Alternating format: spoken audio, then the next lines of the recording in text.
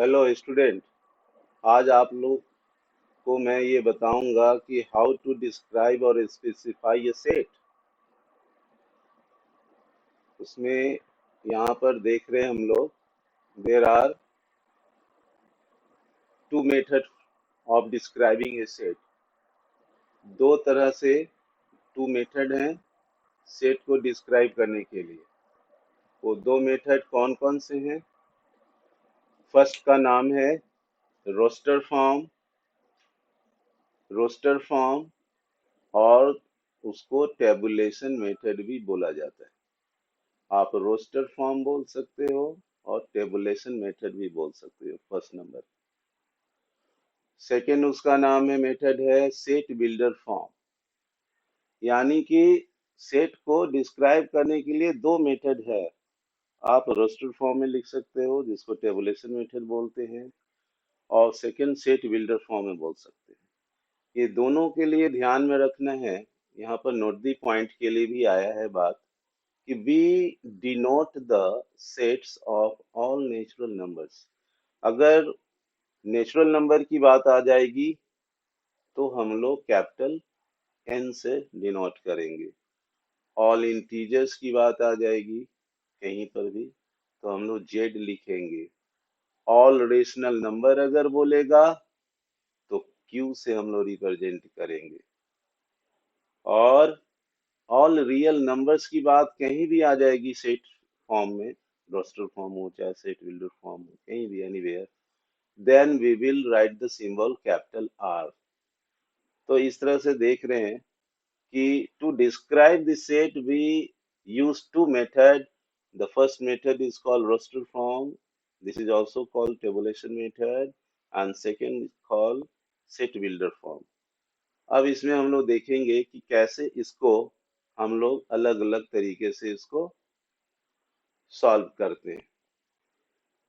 देखिए यहाँ पर आइए। सबसे पहले प्रॉब्लम आता है कि रोस्टर फॉर्म है क्या, टेबुलेशन किस तरह का मेथड है। हाँ, तो यहाँ पर हम लोग देख रहे हैं कि we use under this method. इस मेथड में क्या रूल है इसको ध्यान में रखना है। किसी भी क्वेश्चन को सॉल्व करने के पहले उसका कंसेप्चुअल डेवलपमेंट बहुत जरूरी है। हाँ, कंसेप्चुअल डेवलपमेंट में जैसे मान लो रोस्टर फॉर्म लिखना है या टेबुलेशन मेथड करनी है, अप्लाई करनी है, तो क्या करते हैं हम लोग? We list all the members. किसी भी सेट का जो भी मेंबर्स होता है, लास्ट क्लास में हम लोगों ने एलिमेंट्स और मेंबर्स का जाना था। All the members of the set with in braces. ये करली ब्रेसेस होता है, इस तरह से लिखते हैं किसी भी सेट को। हाँ, and separate them by commas. कोई भी नंबर लिखना है यहाँ पर, मान लीजिए मैंने ए लिखा या बी लिखा या सी लिखा, कुछ भी कॉमा देना जरूरी है, तब जाके किसी का नाम यहाँ रखेंगे। फॉर एनी सेट के लिए मैंने एज्यूम कर लिया कि ये, लेकिन अब इंडिविजुअल रियल नंबर का सेट बोलना होगा या ऑल इंटीजर्स का बोलना होगा तो उसका सिंबल यहाँ चलेगा। एक चीज और रिमार्केबल बात है यहाँ पे, we have to write every element by giving commas. ये पहला पॉइंट हुआ। We should write inside the braces. हाँ, अब देखिए यहाँ पर नोट दैट, एक चीज और ध्यान रखना है, that the order in which the elements are listed. अब ए के बाद कौन आ रहा है, बी आ रहा है कि सी आ रहा है, दिस इज इमैटेरियल। इसका कोई विशेष बात नहीं है, वो मतलब नहीं रखता है कि आप पहले किसको लिख दे। But all members which are inside the braces must be put inside it by giving commas. तो अब देखिए, रोस्टर फॉर्म का एक आइडिया हम लोगों ने ले लिया कि ब्रेसेस इनसाइड एलिमेंट्स को कॉमा के साथ रखते हैं। अब आगे देखते हैं इसमें रोस्टर फॉर्म को कैसे और लिया गया है। हाँ, यहाँ पर देखिए, यहाँ पर जैसे एक पर्पस दिया, क्वेश्चन आपका आया, write each of the following sets in the roster form. अब रोस्टर फॉर्म जब भी बोलेगा तो जैसे मान लिया आपको दिया, फर्स्ट क्वेश्चन लिया सेट ए। अब सेट ए का मीनिंग जो भी है, set of all factors of 24। तो ठीक है, 24 का जितना भी फैक्टर्स होता है, आप सारे फैक्टर्स को सेट रोस्टर फॉर्म में यहाँ पे लिखने होंगे। तो कैसे लिखेंगे आप रोस्टर फॉर्म में? पहले तो सबसे पहले फैक्टर्स ऑफ 24 को पहले अलग कर लें आप। हाँ, कौन कौन से फैक्टर्स होते हैं? तो फैक्टर्स ऑफ 24 को कैसे लिखेंगे आप? तो फैक्टर्स में जो जो आता है इसमें लिख देंगे। हाँ, मान लो 2 है। हाँ, और क्या क्या है इसमें? जितना फैक्टर्स आता है उसको तोड़ दो। 3 भी आता है। हाँ, 8 भी आता है। 4 भी आता है। हाँ, उसको अलग से लिख डालो, जैसे मान लो 24 को छोटा बच्चा जैसा लिखो। हाँ, 8 3। अब 8 को फैक्टराइज कर दो। 2 4, फिर 3 कर दो, और कर दो। 2 इंटू 2 एकदम बच्चे जैसा बनाओ। देख रहे हो? और इसमें तुम देखो कि कौन कौन से फैक्टर्स आ रहे हैं। अब 8 भी वन ऑफ द फैक्टर्स है, तो 3 भी है। हाँ, 2 भी है। 3 भी है। 8 भी है। तो इन सारे को एक सेट में, जैसे मान लो ए आप लिखो, ब्रेसेस दे दो। हाँ, और टर्म को दे दो। 24 इंटू 1 भी तो ले सकते थे, इसलिए 1 भी लिखता है फैक्टर्स। हाँ, 2 भी लिखता है फैक्टर्स। 3 भी लिखता है फैक्टर्स। और क्या हो सकता है? हाँ, खुद नंबर हो सकता है। 8 भी हो सकता है फैक्टर्स में। तो 1 2 3 8, these are all factors of the 24। हाँ, तो ये सारे 24 itself can also be written। तो जो नंबर खुद है वो 1 से मल्टीप्लाइड होकर वही नंबर मिलता है, तो उसको भी मेंबर माना जाता है। And 3, 1 is taken, 2 is taken, 3 is taken, 8 is taken, 24 is taken, 4 is also the member। You can also write 4 by giving commas। तो ये सारे जो, ये इसका, ये दिस इज योर आंसर, इसी को आंसर बोलेंगे। ठीक है। उसी तरह अगर आप, जैसे जो भी क्वेश्चंस है यहाँ पर, किसी को भी आप चूज कर सकते हो। मान लो B equal to set of all prime numbers बोला। Set of all prime numbers बोला, किसके बीच में बोला? 50 एंड 70 के बीच में। तो 50 और 70 के बीच में जितने भी प्राइम नंबर से, पहले उसको आपको दिखाना पड़ेगा। तो 50 और 70 के बीच में प्राइम नंबर्स कौन कौन आते हैं? तो प्राइम नंबर क्या है, पहले इसको जानिए। कौन कौन सा नंबर किसको प्राइम नंबर बोलते हैं, इसका नॉलेज को केयर करना चाहिए बच्चा लोग को। कोई भी number that is divisible only by itself, जो खुद से डिवाइड हो जाए और 1 से डिवाइड हो, तब उसको हम लोग प्राइम नंबर्स बोलते हैं। तो 50 और 70 के बीच में कौन कौन सा ऐसा नंबर है जो डिवाइड खुद से हो रहा है, और 2 से भी हो रहा है, 3 से भी हो रहा है, 5 से भी हो रहा है? तो इसका सेट तैयार कर लो। देखो, यहाँ पर गौर करना। यहाँ पर देखो फर्स्ट वाला में, तो करेक्ट जो वैल्यूज होते हैं, जैसे आपने पहले प्राइम नंबर के बारे में आ जाओ। यहाँ तो ठीक है, आप 12 को भी इंक्लूड कर सकते हो, 12 इज ऑल्सो प्राइम नंबर्स में। आ जाओ, कौन कौन सा है? 53, 59, 61, 67। ये सब ऐसे नंबर हैं जो खुद से खुद को डिवाइड कर लेंगे या 1 से करेंगे। हाँ, तो इनका जो सेट आ गया, ब्रेसेस दे दो, कॉमा डाल दो, 53, 59, 61, 67। ये आपका रोस्टर फॉर्म बन गया। ठीक है। उसी तरह जितना भी इंटीजर्स है, मान लो यहाँ पर दिया। हाँ, देखो, रोस्टर फॉर्म में लिखने के लिए थर्ड क्वेश्चन है, the set of all integers between -3/2 and 11/2। तो जितने भी इंटीजर्स हैं -3/2 और 11/2, तो 3/2 का मतलब क्या? आप 3/2 का मतलब क्या समझ रहे हो?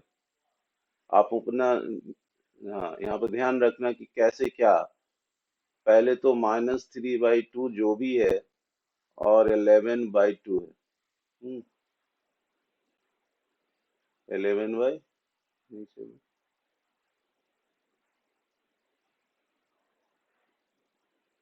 यहाँ पर देखो, 11/2 लिखो, ठीक है। तो अब इसके बीच में जितने भी नंबर्स आएंगे आपको इसको डिसाइड करना है। तो ये है क्या? रफली तुम देखो 1.5 है ये, और 11/5 क्या होता है? 5.5, यही ना होगा। अब इसी के बीच में ना जो नंबर आएगा लेंगे, तो -1/5 और 5.5 के बीच में जो भी नंबर आ रहा है, हाँ, उसको रखना है। तो -1 आएगा। -1.5 के पहले अगर जीरो की तरफ जाएंगे तो एक जीरो मिलेगा, उसके बाद 1 मिलेगा, 2 भी मिल जाएगा, 3 भी मिल जाएगा, 4 भी मिल जाएगा, 5.5 के अंदर में 5 भी मिल जाएगा। तो ये ध्यान में रखना है कि the given numbers are in the fraction. -3/2 दिया है, बट इसका वैल्यू कितने के बराबर है? -1.5 और +5.5। तो ग्राफिकल रिप्रेजेंटेशन जो बच्चे जानते हैं उससे इजीली इंटीजर्स फाइंड आउट कर लेते हैं। तो यहाँ पर ये ध्यान में रखना चाहिए कि how to write the integers between given numbers. तो आप इसको ग्राफिकल पॉइंट के हिसाब से इसका डिजिट डालें, -1 फिर कॉमा, 0 फिर कॉमा, 1 फिर कॉमा, 2 कॉमा, 3 कॉमा, 4 कॉमा, 5। इस तरह से the way how to write all the given statement in terms of the numbers which are all integers which are given between -3/2 and 11/2. All integers must be included and put inside the braces by keeping putting commas, and we call each terms as a element. अब -1 क्या है? सी का member है। 0 सी का member है। 1 सी का member, 2 3 4 5 all are members of the given set. But the way to put all the numbers inside the braces, which is equal to C, is the required answer in the roster form. This is called roster form. उसी तरह कुछ ऐसे questions हैं, similarly आप solve कर सकते हैं। जैसे ऑल कॉन्सोनेंट्स प्रीसीडिंग के आर। तो ऑल कॉन्सोनेंट प्रीसीडिंग के आर, कौन कौन सा कॉन्सोनेंट है जो के, हाँ, पहले प्रीसीडिंग के। तो आप कॉन्सोनेंट रखना है, वॉवेल को छांट देना है। तो आगे आपका बी, सी, डी, एफ, जी, एच, आई नहीं होगा, जे हो जाएगा। तो उसके, तो कहने का मतलब जो इंग्लिश लैंग्वेज का जो भी 26 लेटर है उसमें by the way question set किया गया जिसमें बोला गया you make the set builder form for all consonant preceding the के। तो के पहले जो भी आता है उसमें हम लोग B C D F G जो भी है ब्रैसेस में पुट करके डी हम लोग लिख देंगे। ये हो गया इसका रिक्वायर्ड आंसर। उसी तरह एक और क्वेश्चन था जिसमें दिया गया था, हाँ ध्यान देना। यस, देखो 5, set of all letters in the word. और फिफ्थ फोर्थ क्वेश्चन था set of all consonant in English alphabet which preceded K. ये हो गया इसका। पांचवा क्वेश्चन था capital E is equal to set of all letters in the word. तो trigonometry जो भी इसमें वर्ड है तो सब लेटर का सेट बनाना है।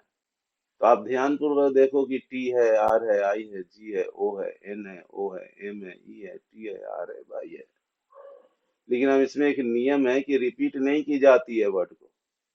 देखिए, गौर कीजिए, टी है, it should be noted here that repeated letters are taken only once each। एक बार ही लेना है। दो बार ओ रहेगा तो दो बार नहीं लिखना है। बस यही इसमें केयर करना है। हाँ, तो आपने ट्रिकोनोमेट्री में टी ले लिया, आर ले लिया, आई ले लिया, जी ले लिया, ओ ले लिया, एन ले लिया, एम ले लिया, ई ले लिया, वाई ले लिया, ब्रैसेस डाल दिया, ये हो गया आंसर। हो गया।